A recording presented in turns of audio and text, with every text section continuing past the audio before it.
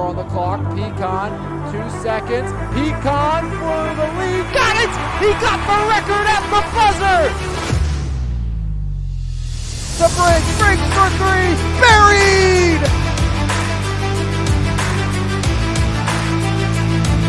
Gallagher pulls up. Gallagher rims it out the field. Slams it down. Cooley up ahead. Dombrowski, the freshman, off the window and one. Let's go back to Evans. Corner three. Got it. There's Rowe with the exclamation point as Dunny slams it down. Far side, Dawson unloads, knocks it home. Jenna Dawson. By Teslovich, Epps puts it on the floor. Bryce looks to drive in, Epps floats it up, got it! He got it! There's 1,000 for Bryce Epps.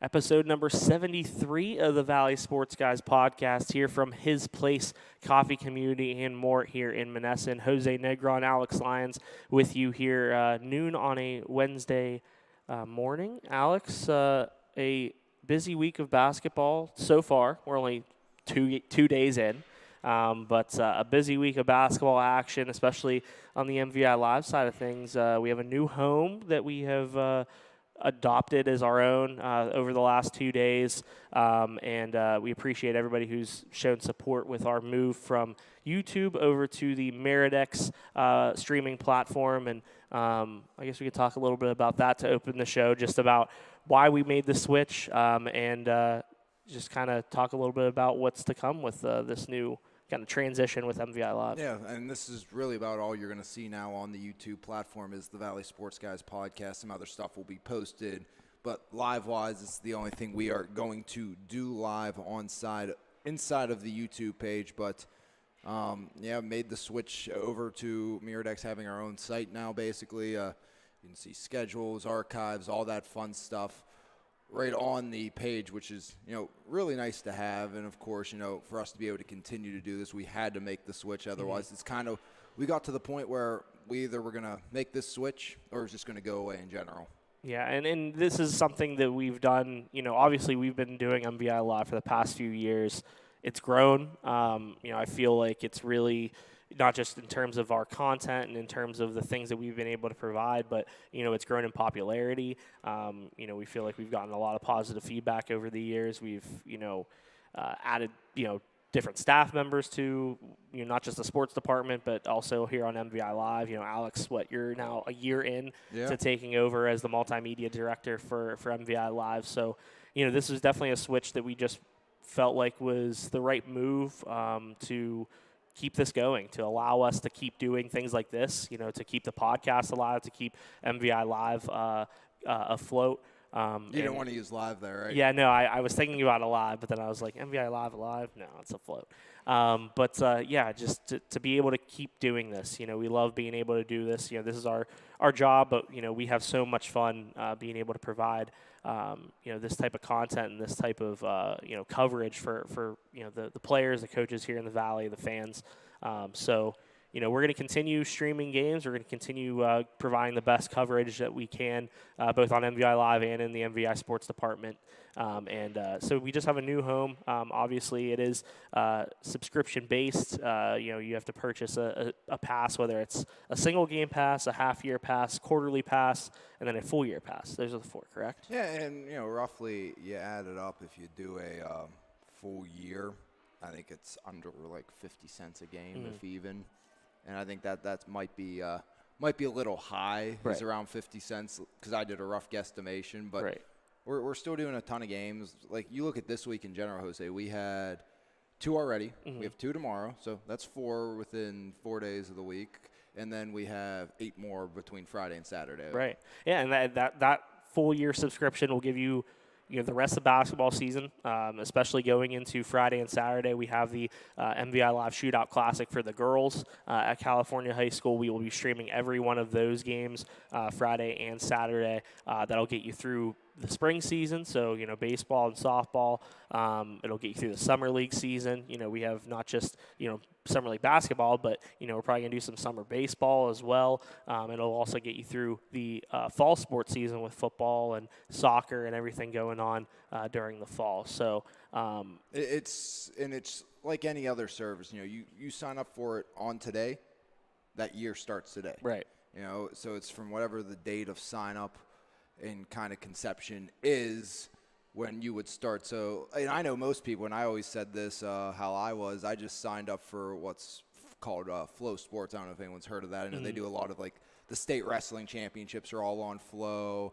But they do a lot of dirt racing and stuff on there. I'm a big dirt racing guy. So I signed up, but I was waiting to the last possible second to sign up because I was like, I want to have to renew this as late as possible again. So I understand how that works as well. But it's like that when you sign up, that's your tentative date to go again, and it has your days. So I think it's 365, 182, and 91 or something, or 81, something like that.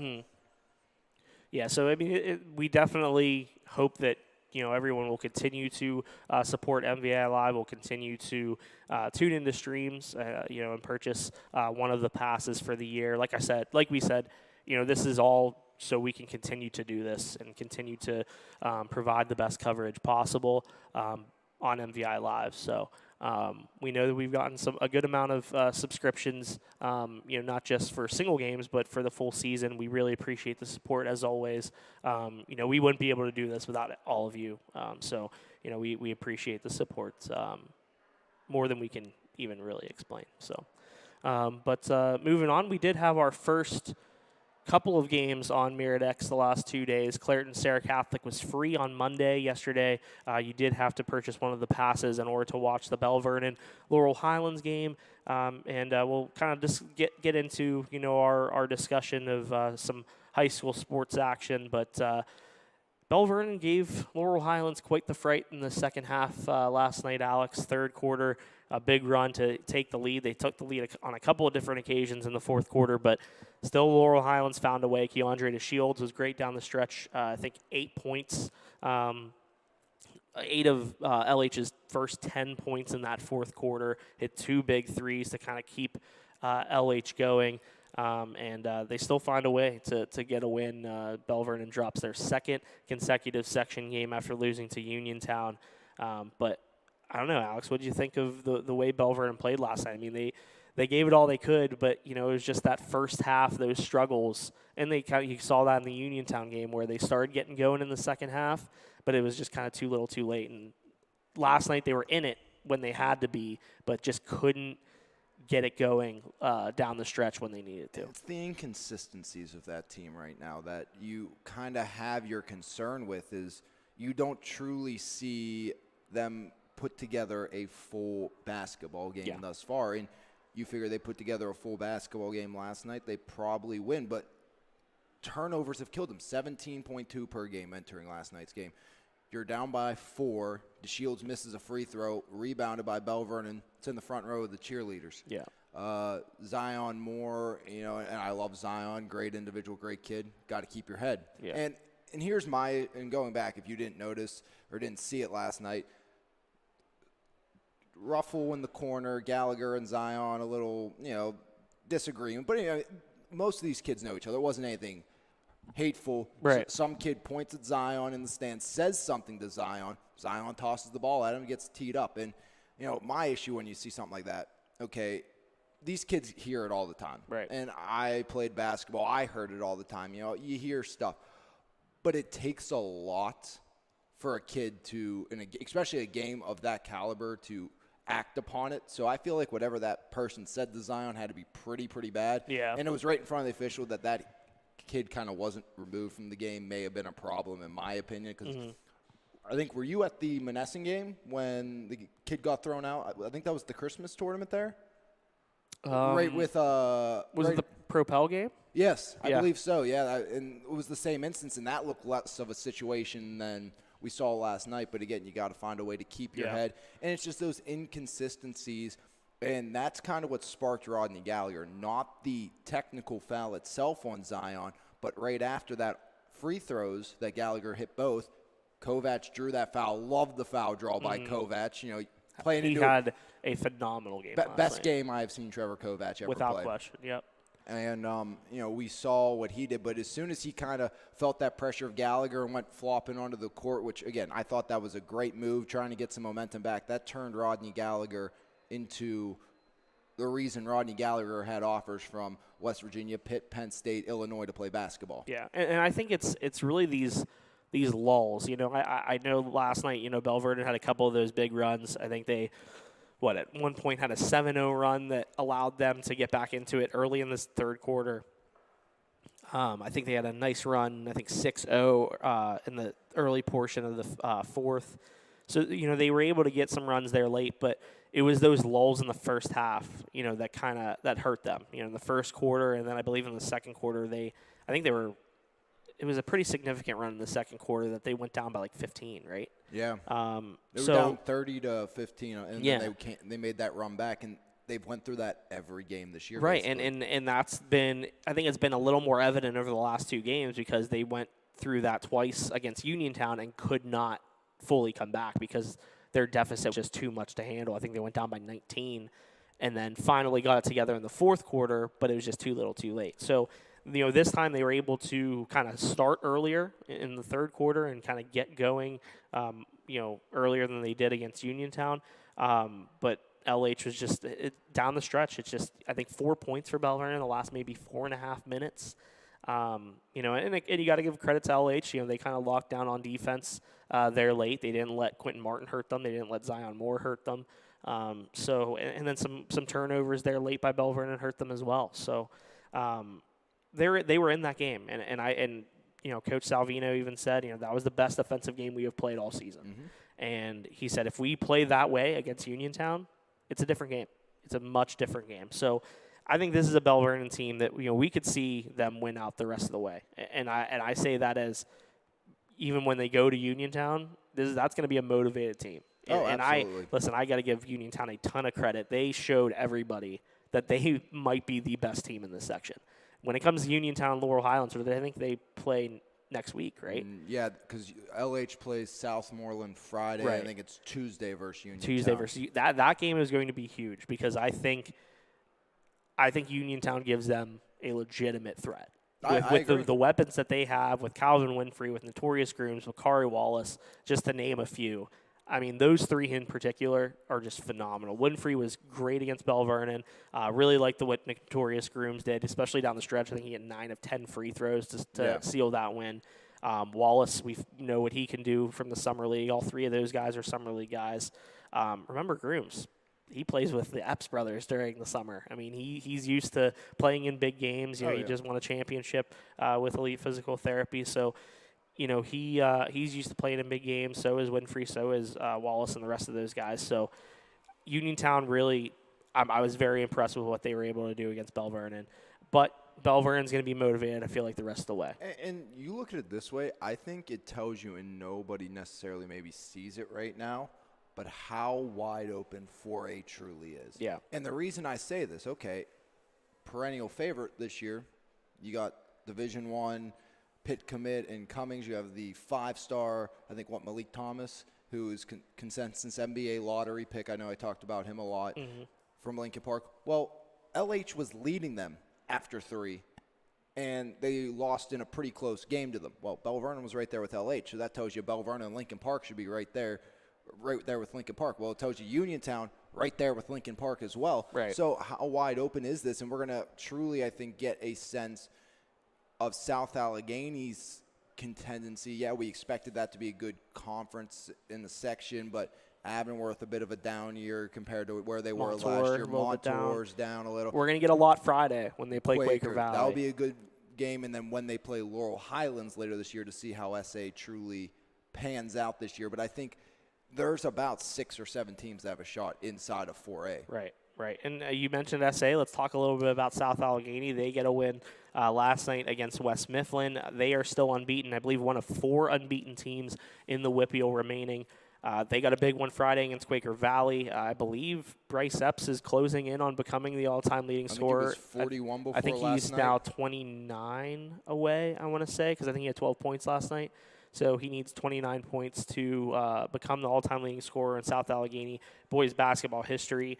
Could he do it against Quaker Valley? Perhaps. I mean, we've seen him go for 30-plus this yeah, year. we've seen him go and have those big games. So I wouldn't be shocked. Liam Bellin will be there Friday for coverage for the Mon Valley Independent while we're over at California covering the 2 days of the MVI Shootout Classic for the girls. But South Allegheny team early on, they're having a lot of success. I feel like they've adapted very well to playing without Dylan Hines and without Ethan Kirkwood and Carlos Melvin, 3 guys who were, pretty key starters last year. Justin Beatty, who's gotten plenty of experience over the last couple of years, has come in and really, I feel like, has taken a step forward, which you knew he needed to do. Michael Michalski has been great early on as a big. Deshaun Carter, I thought, has been really, really good. Just taking a step further too. It hasn't gotten a lot of playing time the last couple of years, but has been thrust into a starting role. And he's not going to score a ton, but he's going to rebound. He's going to play defense, and he's got size. I mean, that's what you need, especially with South Allegheny when you're so guard oriented. You have guys like Cam Epps, Bryce Epps, Justin Beatty who can shoot the 3, who can get penetration and get to the basket, and just when you add Carter to what Michalski can bring, as 2 bigs, that's exactly what SA needs. And I feel like right now, they can contend for a section title. I mean, is it? Obviously there's a lot of questions will be answered as they move forward with the season. Though a lot of questions will be answered Friday as they take on Quaker Valley. But, this is a team that I feel like isn't just a fluke. I feel like they're going to, be in contention for a section title and could give some teams a run once the 4A tournament gets going. Yeah, and, it's that last kind of run for Bryce.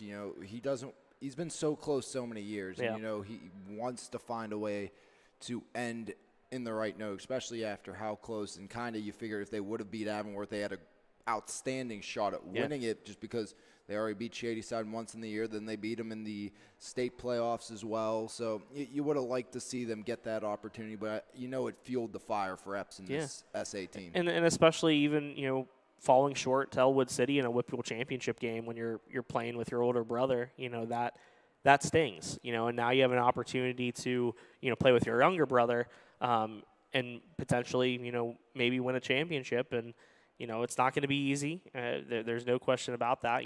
We know how, like you said, 4A is so loaded, and there are so many good teams in the classification, but we've seen crazier things happen. I mean, no one expected Elwood City to compete for a WPIAL title in 3A, and look what they were able to do. Yeah, let alone win it. Right. I mean, so I definitely think SA is going to be one of those teams to watch as the season goes on, and obviously Friday, that's a big one that we'll see if they're able to come out with a win there. But some other news in yesterday's action in boys basketball. Monessen has now won 10 straight games after defeating West Green on Tuesday.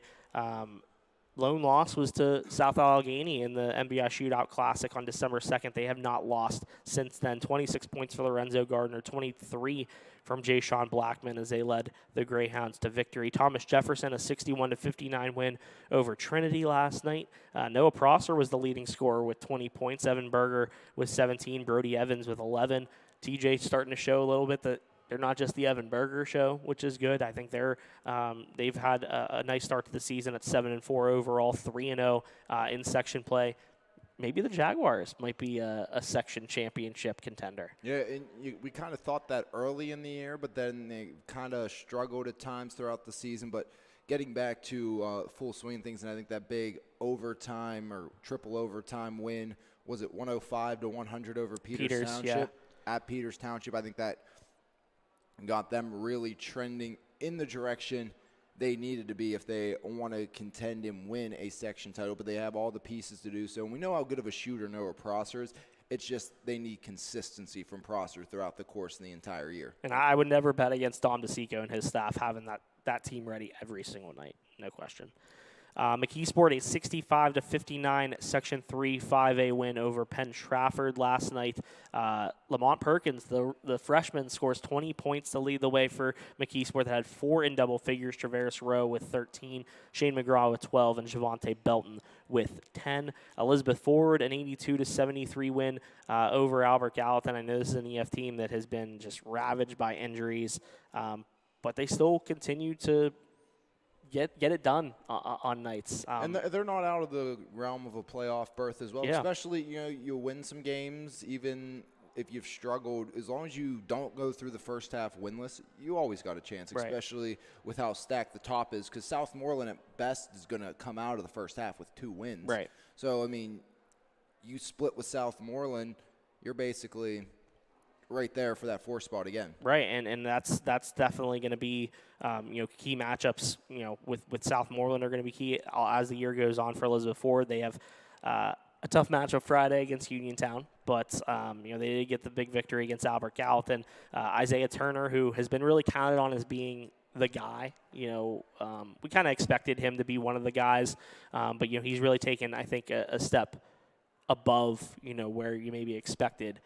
Just without, Charlie Melib in the lineup, without Makai Daniels. I mean, different guys that, you kind of expected at the beginning of the season to be nightly contributors that haven't been there, in the lineup for the Elizabeth Forward Warriors. But Isaiah Turner, 28 points last night. Drew Cook continuing his strong freshman season with 23. Charlie Niggett, who I know was banged up, missed a few games. He had 16 points back for Elizabeth Forward as they get their first section win of the season. We mentioned South Allegheny, 61-47 winners over West Mifflin. Cam Epps led the way with 18. Michael Mahalski with 14. Bryce Epps with 12 to lead the way for the Gladiators. And got to give a shout-out to Yock's Tarek Crosby, who reached the 1,000-point plateau in his career, 34-point performance against Mount Pleasant and a 75-40 victory for the Cougars. We've seen Crosby grow so much over the last couple years. To see him get that 1,000th point of his career is pretty special. Yeah, absolutely. And we have it's just so many talented athletes we have the privilege of getting to cover. And, he's kind of one, besides for at least for basketball season, they get kind of on the back burner a little bit, but they still have such great talent there with him, and being 1,000-point scorers, nothing to, kind of just overlook. Yeah, and it's him. You got a guy like Austin Matthews, who we've seen grow so much, in the summer league playing this year.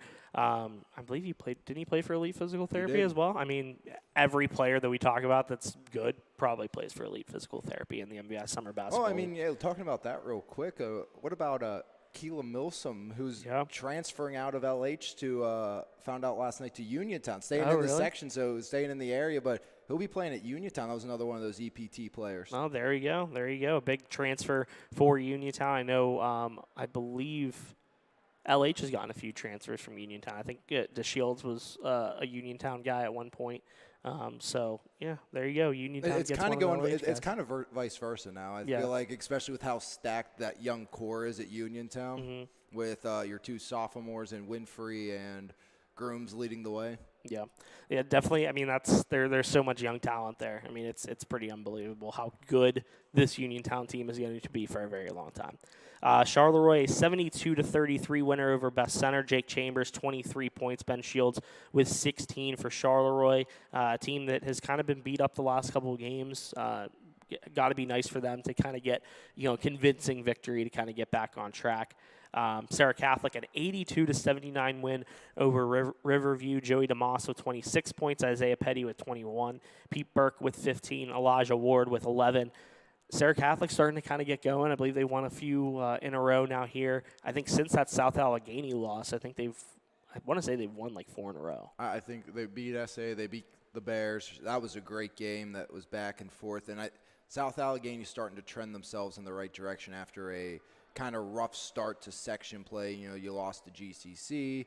And I think they had another loss in there, if I'm not mistaken, in section play, that they had that big win against Clareton that kind of pinballed them in this right direction that, you only lost to GCC by 2 points. You get them again at home later this year. Well, you're going to be in good shape to find a chance to get to a section title if you're Sarah Catholic, if you can continue to play the way you are. The issue, obviously, you find with them, the size inside. We saw Deshaun Hines take big advantage when they played Clareton, but it's also the consistency, and we talk about that all the time. If Sarah Catholic gets off and running, steals, scores, we know how active up top both Petty and Owen Dombrowski are, deflecting passes back the other way.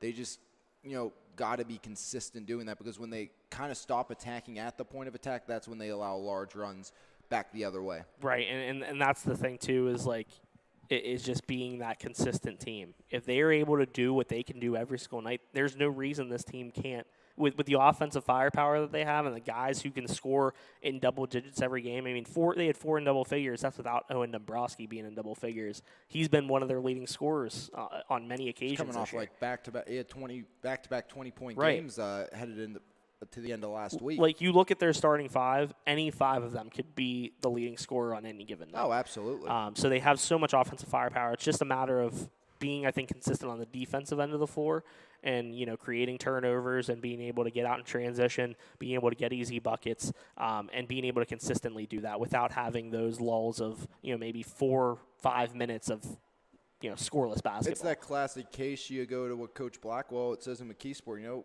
we can score 65, 70 a game, but if we're giving up 75, 80, it doesn't matter. Right, exactly. I mean, defense is key for a lot of these teams. Even the ones that are have very good, offensive basketball players. So that's definitely going to be key for Sarah Catholic as the season goes on. But moving on with our roundup, just kind of rolling through some of these scores. Jeanette, a 39-34 winner over Clareton. Deshaun Hines, 12 points in the loss for the Bears. Carmichael's 77-59 over Fraser. Burgettstown, 73-58 over Bentworth. Jefferson Morgan 60-52 over California. And then in the girls' action, Fox Chapel picked up a 60-50 victory over Elizabeth Ford in a non-section matchup. Got to give a shout out to Liam Bellin for filling in and putting the roundup together last night. I didn't really get home until very late because of a certain overtime JV game that kind of pushed everything back. We didn't get started at LH till 8? A little before 8. 7:50 at the earliest, I think.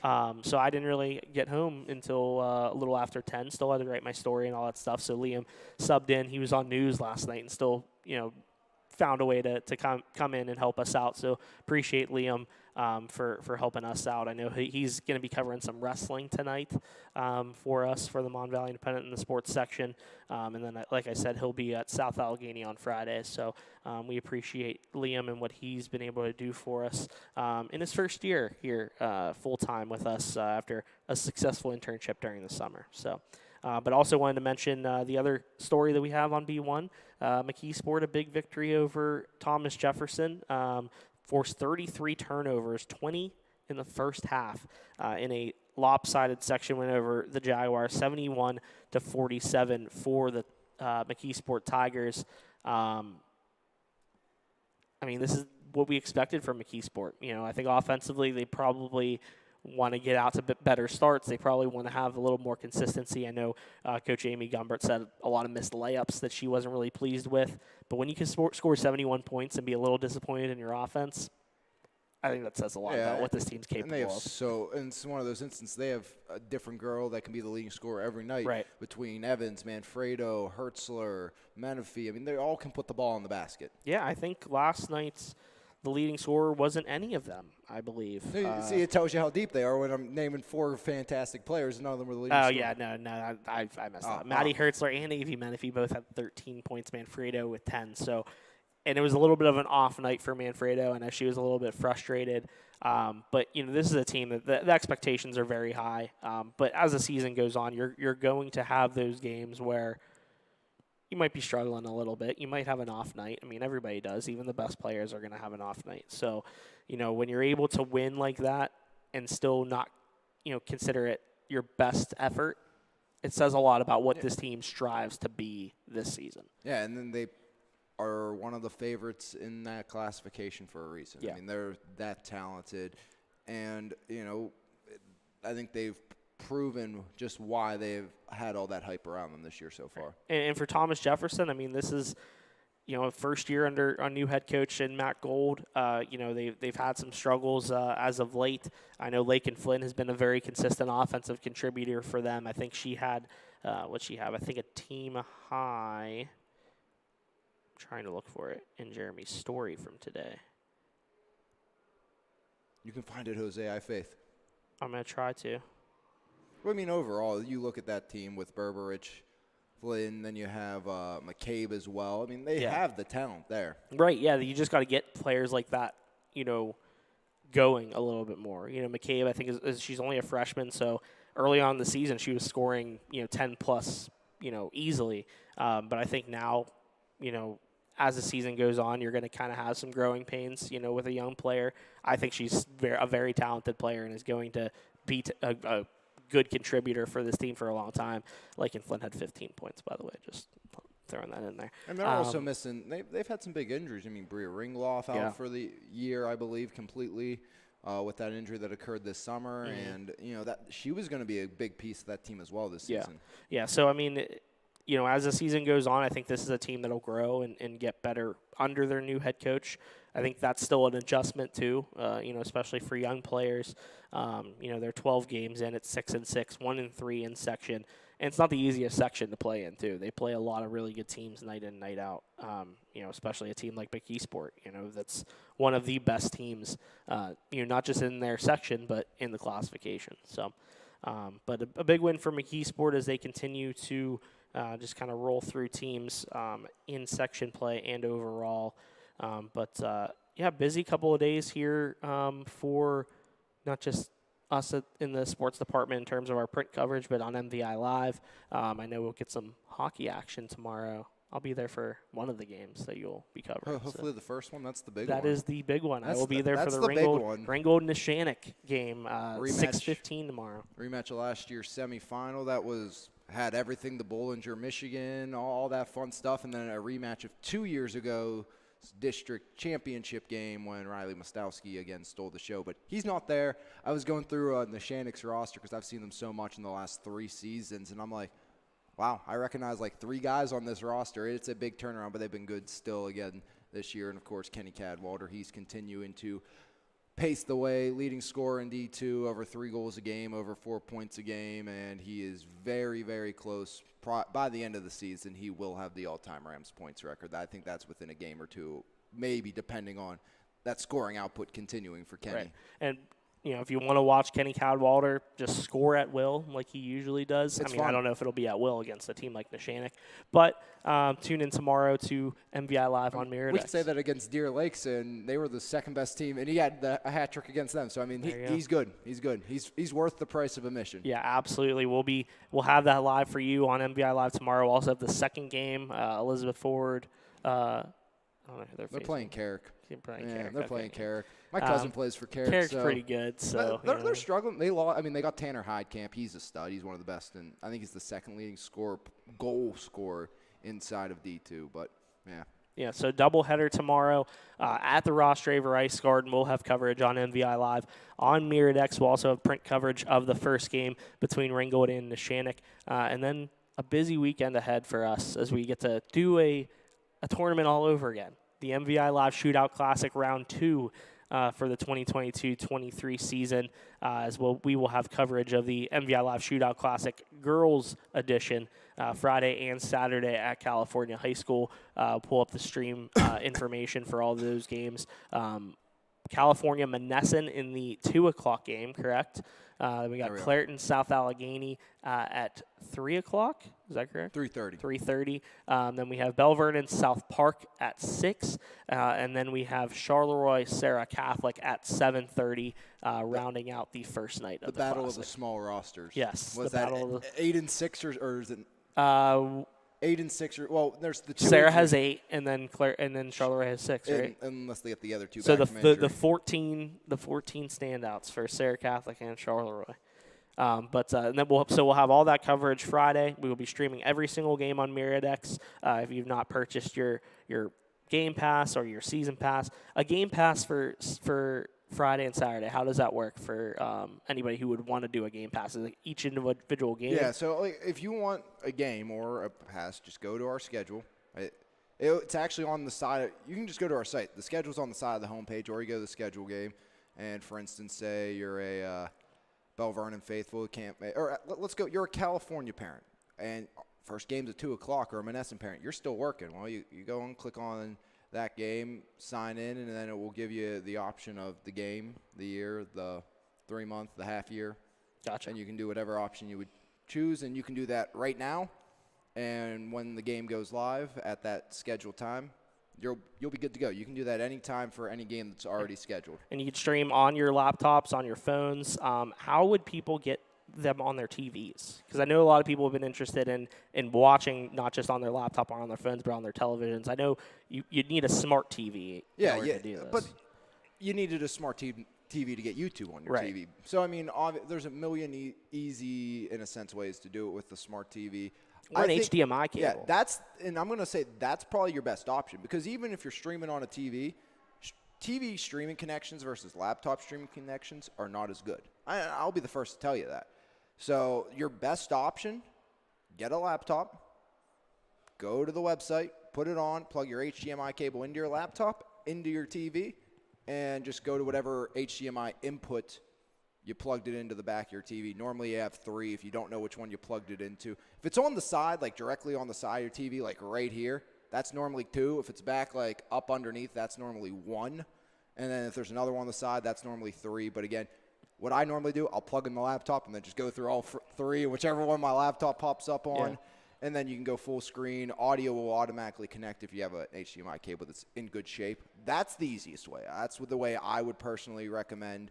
You could also, all smart TVs, if you have one, you can go to your web browser on your smart TV and type in our website address, bookmark it so you don't have to keep typing it in, and go about it that way. Or, of course, if you have a lot of newer TVs, they have AirPlay built right into their TV. So if you have an Apple phone, you can AirPlay it straight to your TV. AirPlay works fantastic. Or screen mirroring, which you can do as well on your phone. That doesn't work as well as AirPlaying, because you're truly mirroring your phone onto your TV, and you could have some connection issues there versus an AirPlay. But the HDMI would be the best bet if you want smooth, consistent, because that's going to be your best internet source to your TV as well. Right. So it is possible. You can watch There's a bunch of ways. Bunch of ways to be able to watch on your television. You can watch on your phone. You can watch on your laptop. But yeah, so or you get a big projector and you just plug your phone into that, and now we're talking. That works as well. But the link to our MirrorDeck site is. I can put it in the description. It'll be in the description below. It is also on our MVI Live Twitter page. Follow the instructions on how to kind of sign up and how to subscribe. Very easy in terms once you get to the website and you go to the game that you want. And from there, it's pretty simple on how to either sign up or log in to your MirrorDeck account. It is in the description, Jose. Okay, there you go. So the link is. I'll put it in the comments. The link will be in the comments, and it is in the description. The link to our MirrorDeck account. So if you are interested in signing up for an account and want to tune in tomorrow to some hockey action, want to tune in this weekend to 8 games being streamed on MVI Live on MirrorDeck.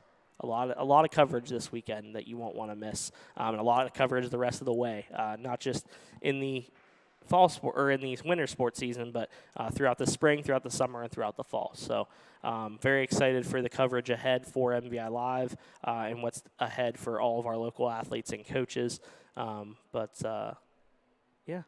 I got a question for you before we see what's grinding your gears. Sure. Would it be frowned upon to point out every time my cousin does something wrong for Carrick tomorrow? I don't think so. Just highlights like, he screwed up there. No, I mean, if it happens, you gotta bring it up, right? That's right.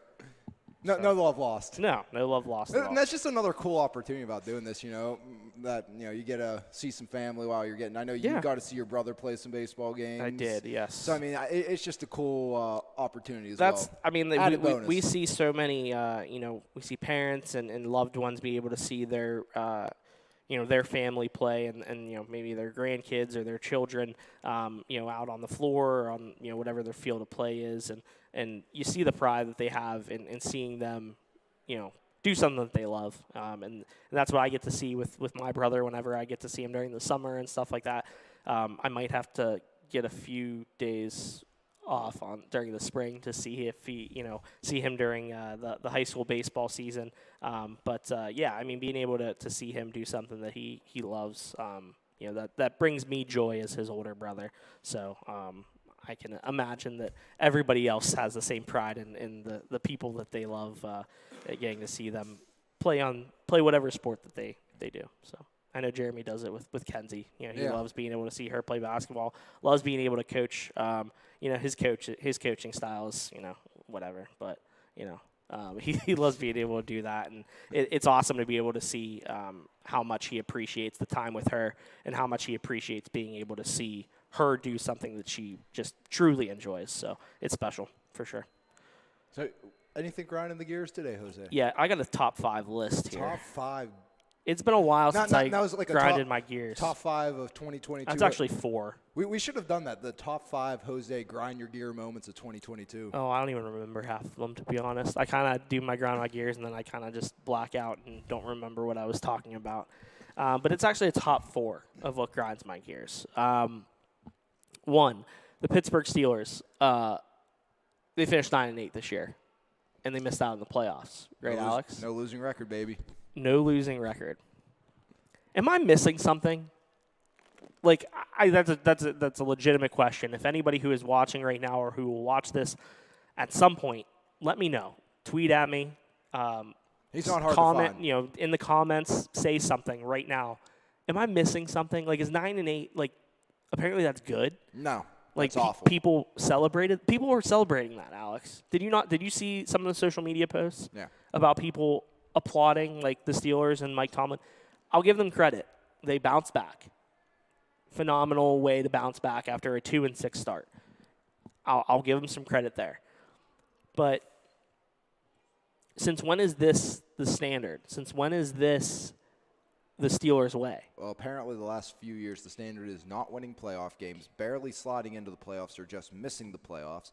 And if that's what you're happy with, okay, cool. It's great to see Kenny have some growth. But if you're asking me, I'd personally rather the Steelers finish 6 and whatever and get a better draft pick, because they're in the same spot now, except they're further down the list. All that mattered is this season is that you saw George Pickens grow, you saw Kenny Pickett grow, and you saw the offensive line grow. And Najee, remember, and Alex Highsmith grow. Yeah. And I think and this is no offense to Alex Highsmith, but you can, as long as you get someone capable on the other side of TJ Watt, he's going to be good. Bud Dupree sucks in Tennessee. Yeah. He was a superstar next to TJ Watt on the other side. Right. But again, everyone's like, you're celebrating another non-lose. You know what? Who cares? You didn't make the playoffs. You didn't win a playoff game for however many years in a row it is now. That's not good. 9-8 this year. The only thing you know what they are in 16 seasons under Mike Tomlin in the playoffs? 8-9. Yeah. That's not a winning record. No, it is not. If you total his playoff record, guess what? He's technically had a losing season. There it is. Just saying. There it is. Just saying. The Steelers' way has been forgotten. Now it's and I listen, I get that it's you're rebuilding under a rookie quarterback, you're rebuilding under, you have a rookie wide receiver who is the top wide receiver on this team, by the way. Oh, he's a stud.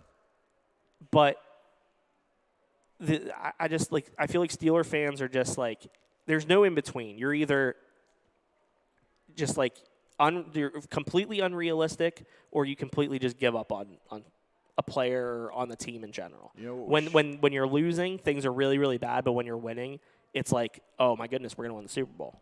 You know what they should be celebrating? That's Houston, Texans being stupid and deciding we don't want the first overall pick. Let's find a way to win and give Chicago. And now the Steelers basically have 2 first-round picks. They should be celebrating the fact that Chicago actually gave them that pick for Chase Claypool. Yeah.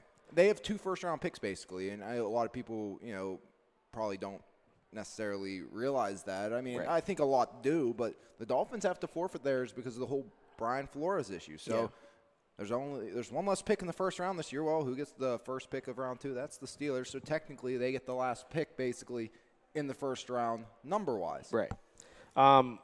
Kenny Pickett, great. love Kenny Pickett. I think he's definitely going to be a good quarterback in the National Football League. Let's halt on the, Kenny Pickett can do no wrong, that Kenny Pickett is elite. I know at first when they drafted Kenny Pickett, I wanted people to be, patient with him, and I didn't want, Steeler fans to, turn on him. But then I forgot that he's a Pitt guy and that, people were just going to praise him right away no matter what. So I don't think you can put the franchise tag on him. Yeah. He's going to be a good – He's going to be a good quarterback. Next year is going to be the biggest year. Can he take a leap from what he was able to do down the stretch? Because I thought he was very good. But there just needs to still be more. I mean – they barely beat Baltimore. They had a couple of games there. I think barely beat Las Vegas as well. I think that was another game where they had the game-winning drive. That was the Christmas Eve game. Yeah, so he had 2 game-winning drives, but before that, the offense didn't really do much. And even against the Browns, he had 1 touchdown pass in that game. I think Derek Watt had a touchdown run. And Najee should have had a touchdown. Yeah, so I mean, there were just a couple of the offense. I feel like still needs to get better, and I think it will. But let's halt on the fact that people think that Kenny Pickett is already elite. I think he has the ability to, but I still need to see more from him. I still need to see more from him going forward for sure. We do have a comment there, right? Yeah, it was about the Steelers. Oh, what was it? There you go, Jose.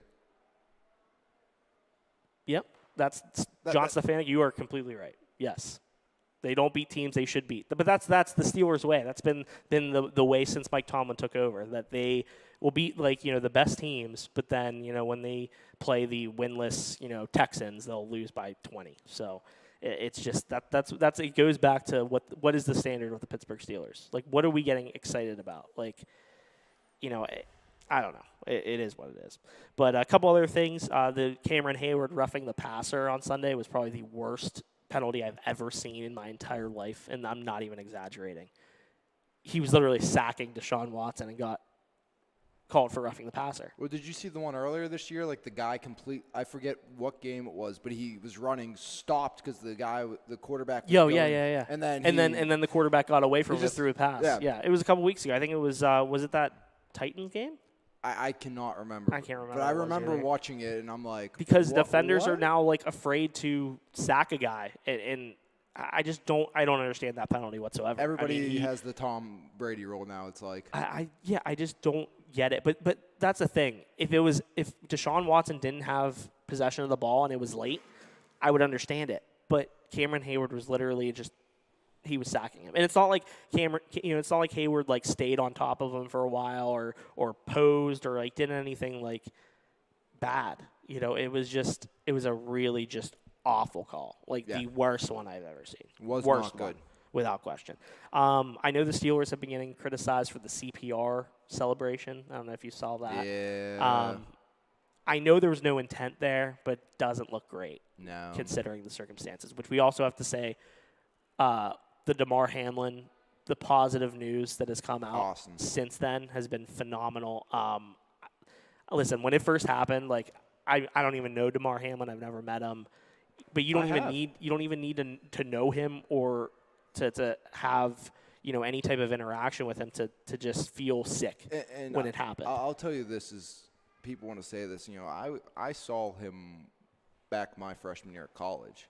I was at a Central Catholic game, and you could tell the way he interacted, the type of person he was. And it's just one of those things that everybody has a platform, right? We have a platform right now that we're using. Some people's are bigger than others, and when you can turn an instance, and again, you said it was just gut-dropping, gut-wrenching, but when you can turn a situation into what it's become, we know he's been able to at least leave Cincinnati and go back to Buffalo. We know all the positives that he is having physically, but we also see of all the positives that he has created and using it for a positive and finding positives through negative situations is just fantastic to see. And it's something that he's been doing for a long time too. I mean, we see, in Pittsburgh the impact that he's having, on the lives of kids in Stowe Rocks. He's obviously from McKees Rocks. He's had such a positive impact on, the younger generation, people that look up to him and say, this is a guy that came from where we are, if he's in the NFL, why can't we? If he played at Pitt, why can't we? Like he's such a big role model to those kids, and to see him, go down and to just see that happen, it is gut wrenching, because you think about those kids who are like, oh my goodness, our hero is down, and to see just. It gave me a little bit of hope. This part isn't to ground my gears. Yeah, no. This is something that warms my heart. It makes it a little bit easier to ground my gears. But to see just the positivity and the people who have really just surrounded him with love and his family with love and support was really just encouraging. I mean, it kind of reinstills your faith in humanity a little bit, So wish DeMar Hamlin nothing but the best. Wish his family nothing but the best. We hope he makes a full recovery, and I would love to see him back on the field. Obviously that's if he chooses, that's not even like something that we're thinking about. We just want him to be healthy, because it really put into perspective too. Like, this is just a football game. Like, no one cared about that at all, unless you're Skip Bayless. And people saying that's impossible, I'll take you back a while ago. Chris Pronger. Yeah, he played 12 years after that. Yep, same exact. In a sense, he got, instead of, it was a slap shot to the chest instead of a hit, but same exact thing, and came back, played all those years in the league, and was perfectly fine. So you hope, if he so chooses to, and knowing the type of person, you can tell he is, it wouldn't surprise me to eventually see him back on the field, even if he doesn't want to play, but he will be back on the field in some capacity. Yeah, and I cannot wait for the day that he goes back to Buffalo for a game, whether he's on the sideline or on the field. That stadium is going to absolutely erupt. No, there's no question. But it's. Do you remember the first game they showed Shazier back in Heinz Field, even if it was just in the press box? I think he stood up. Yeah, inside one of the suites. Yeah, pretty special. Just to and I don't know. It's one of those things where it's like you kind of have the words, but you don't. So. But also, can we burn that stadium down? It has to be built on an Indian burial ground. What, the Bill Stadium? No, Cincinnati. Oh yeah. Antonio a lot of things. Antonio Brown, a lot of bad things. Ryan Shazier, Tua, DeMar. Yeah, that's crazy. What's that within the last 5 years? Yeah, I'd say so. I mean, just a coincidence, I guess. But, yeah. Ancient Indian burial ground. Yeah. I'm sticking with that one. But we wish DeMar Hamlin nothing but the best. Hope to see him make a full recovery. And it's great to see the progress that he has made. Everybody's supporting DeMar Hamlin as we go forward. But aside from that, I did want to mention the Quay Walker pushing the trainer. You see that from the Green Bay Packers? No. Quay Walker, I guess, pushed a trainer who was going for a Lions player on, Sunday night.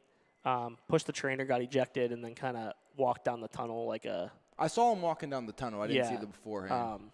It was just an awful look. Just Yeah. an awful thing. I just don't understand why in that situation he would, be use better. your head. Be better.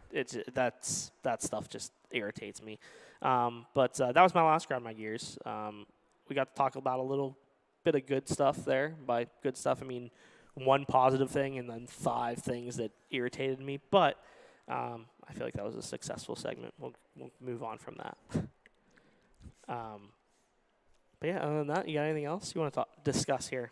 No, but before we head out. I like the Steelers draft prep. We talked about the Steelers. I like what they can do in the draft this year. With They their got picks. a lot of good picks. I'll say that. I have a question You got to for thank you. Chicago for that. With Chicago's pick being so high, do you think they have to go line in the first round? Yes, without question. Okay. Line in the first round, Because my question is, and then approach the defensive end with that 32nd pick. see, I still think they want a corner. Well, I'm not saying defensive end the position. Oh. I'm saying the Because defensive my end. thought is, you have the 32nd. Do you take Joey Porter Jr. at 17? Because I don't think you get him at 32. I don't know much about the depth in terms of line. But look at the guys in years past. Linderbaum, who was late 20s. Baltimore. Baltimore. Creed Humphreys in the second round was the number 1 center in the NFL. He should have been a Steeler. He should have been a Steeler twice, to be honest. Yeah. And They passed up on him twice. I thought they should have drafted him when they drafted Harris. I love Pat Fryermuth. They should never have drafted Pat Fryermuth. It should have been Creed Humphreys. Yeah, like that's the thing too. It's like Everyone loves It's like Fryermuth, I think Humphrey would have been great. I mean, but there can be an argument of like, okay, well they got Najee and Fryermuth. I mean, Fryermuth, I think in the next couple of years is going to be the top tight end in football. I agree. Or one of maybe like a top 5. So, I mean, you can argue that, but Creed Humphrey that's tough to pass on. But that's the only reason I have some faith. It's if you truly want a cornerback, how much trouble have you had when you said, we'll wait to the 3rd round, and those guys never make the team? I would not be shocked if they go Porter at 17. And they love Steelers. Love Steelers, right? I mean, they love that Steeler blood. They love the bloodline. Mm-hmm. And how many corners out there are like 6+ feet that can actually play cover corner? Yeah. I mean, there's a lot of smaller guys. When you start to see those bigger corners, I mean, yeah, I just think that those are a special breed. And I think that, free agency is going to be big too. I mean, we've seen what the Steelers were able to do this past year in terms of free agency. We're a lot more active than they have been. And this is technically, Omar Khan's first offseason. So, we might see him do a little bit more, than what's been done in the past. Bring in a Jarvis Landry type guy in free agency. Yeah, so, I mean, I think those types of things we might see. So it might not just be the draft that the Steelers rely on to fill some of these voids. But, yeah, I mean, I wouldn't be surprised to see Porter at 17 and maybe address the O-line. And the only reason I say that is if you were about a couple, maybe 5-6 picks higher, you have – the guy, Paris Johnson Jr., is it, from Ohio State at tackle? I think he could have been a phenomenal. But, I mean, you start to get down that is your depth that much different from 17 to 32 at that position? Maybe not. Yeah. It just depends. Right.